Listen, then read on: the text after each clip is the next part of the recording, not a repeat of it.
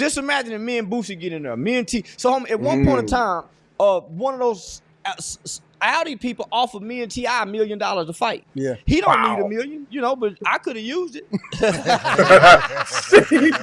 But yeah, nah, nigga. So, nigga, me and Boosie done really been on the phone, and they done offered me and Boosie some money, and you know, nah, homie. So, they tired of regular boxing. Yeah. They would rather see somebody like me with a big mouth. You know, somebody that's been talking Kwame Brown online, been talking to fight Shaq. You know, they would love to see that, homie. They would love to see rappers settle disputes in the boxing ring rather than in the club and in the parking lot, than in the graveyard. So I think that a lot of rappers are scared. They are. Most of them throw punches like girls. You know, if you had most rappers throw facts, man. Listen, I think that's the reason why I started to actually appreciate that, because hey, we can set up a fight, and anything that you want to get off your chest, you get it out in the doggone ring.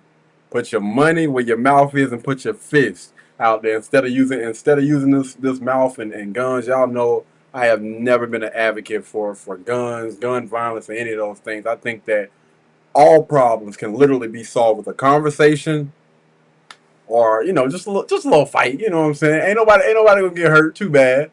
You know, baseball, the first pitch at the baseball, they throw like a sissy. Yeah. So nah. So nah, homie. So but because of that, I didn't want to get stuck on the internet. Yeah. Because there have been many viral sensations. There have been many people who have gone viral, but you can't remember the last viral sensation.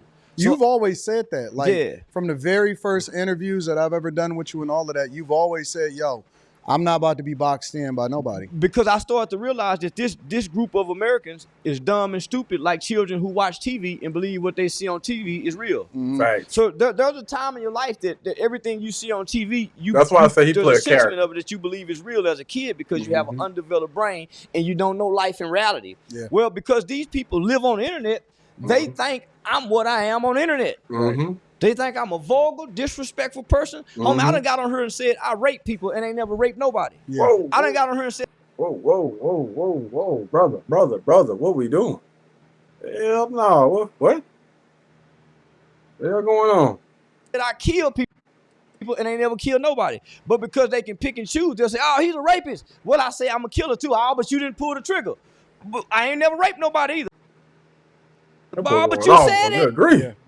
So, nigga, when I realized that, so when I started Googling my name, at one point in time, when you Google my name, the first thing that would come up was the American Bar Association Journal. That used to be the first thing when you pull my name. And then there was another one, really? The African American News. So this was the largest African American digital news on a newspaper that had done a write-up about me. Then you would see the Walter Cronkite School of Journalism. Do you know how big that is, homie? So, but after I started becoming viral on the internet, all my viral clips start superseding real documentations of what I've done in real life. So then that's when I started analyzing this shit and said, homie, they're going to trap you on the internet. And what you do on the internet is going to supersede what you do in real life. Because these people don't associate real life anymore. Everybody's trapped in the metaverse and not the universe. Yeah. Nobody is facing with reality and dealing with reality. They're dealing with the metaverse and coming, and they taking a break out of the metaverse and come look around in reality, fix something to eat, maybe wash their ass, take care of the kids, put the pacifier, and then they jump right back into the metaverse and they miss the universe. So even when they're out eating, when they driving their car, everybody's in the metaverse. That's why so many wrecks. They're not paying attention in the universe. That's why so many victims, because people are not observing but everybody's looking down at their phone, so everybody's a potential victim. That be pissing me off so bad, man, when I be driving and I see people like doing stupid stuff and I look over and I look over their damn car, they sit there looking at their phone. Oh my goodness, boy. Driving, when I'm driving in Rock Hill, South Carolina, versus driving in Charlotte. Oh my goodness, bro. Completely different.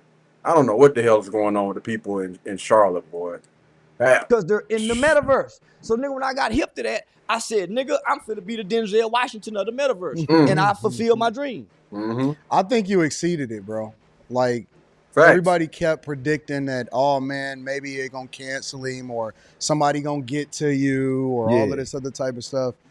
Somebody did get to me. There was a real gangster who's in this book. You actually had Tegan on here. Yeah. A real FBI, guy, a white guy he's the new Donnie Brasco of today. It was one white guy who worked for a gang unit. He went inside of a neighborhood and arrested over 50-some gangster Crips by himself, playing a blood, dressed in a red uniform, and arrested all Crips by himself. He bought crack from the ones that sold 20s all the way up to the ones that sold keys. Right. He beat up a few of them, went undercover. He didn't have no money, and he did this with $1,500 till the FBI got on the case. Once the FBI got on the case, he was able to go full undercover and got these guys. Well, this is around the time Facebook came with the Facebook Live. So this guy was somebody we all looked up to.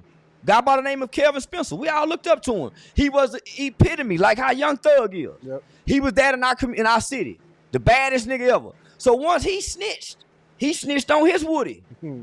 He snitched on his Woody. He snitched on his Woody. But he told everybody, can't nobody beat me up, nigga. So I'm gonna come back to the city. I ain't going to witness protection. So Tegan wrote the book. Yeah. I read the book. Tegan wrote the book. So while I'm reading the book, I'm also working in the community with some of the kids that Tegan got and the mothers in this book. I meet one of the mothers, a lady by the name of Miss Nikki. Her son catch a robbery case. I help him get out of the robbery case. She tell me how Tegan helped her get out of his life, helped her son. So I'm saying, man, this white boy is really a hero. Yeah. He don't want the book to go to the movies because he don't want to look like a white savior. And I'm saying, why would you be? Because racism. I'm saying, why would a white boy be feeling it about him? So after he arrests all these black kids' father, he went to the Fort Worth Police Department and said, hey, man, while I was working undercover, I saw this in the homes. I saw it in the house. A lot of you guys have to do this. We need to come up with program. They said, man, great job. Why you want to help these motherfuckers? You're a decorated cop. He quit working for the police department and put all his resources in this book to build a program for black kids in the same neighborhood that he arrested daddies at. Yeah. So nigga, now I'm working with these same kids. So this nigga attacked me because of this. But the Wait. Man, good grief. Hey, listen, when you... Hold on, y'all. Wait a minute. Good grief. What we got? What's going on here? That thing just messed me up, dog. It really did. I gotta... Let me get myself together. Damn. See, the thing about doggone Charleston White is, man, this dude, he be dropping so many facts. I be wanting to go back and go through and check and make sure. Is this motherfucker learn? Hold on, I got.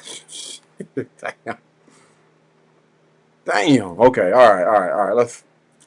Y'all forgive me, man. I'm trying to keep up. I'm trying to keep up. Black community is cheering him on. He was a gangster killer.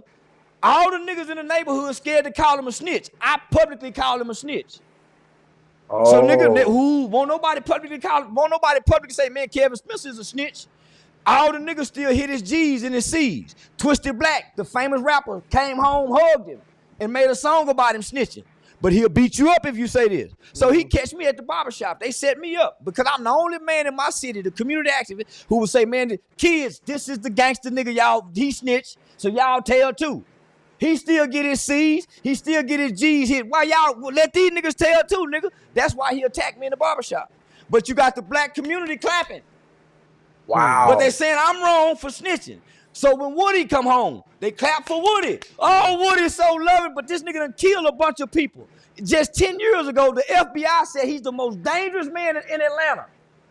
And they clapping for him. Mm-hmm. But I'm the bad guy for wanting to tell on these kind of guys. Okay, pause right here, man. Dang, let me catch a breather.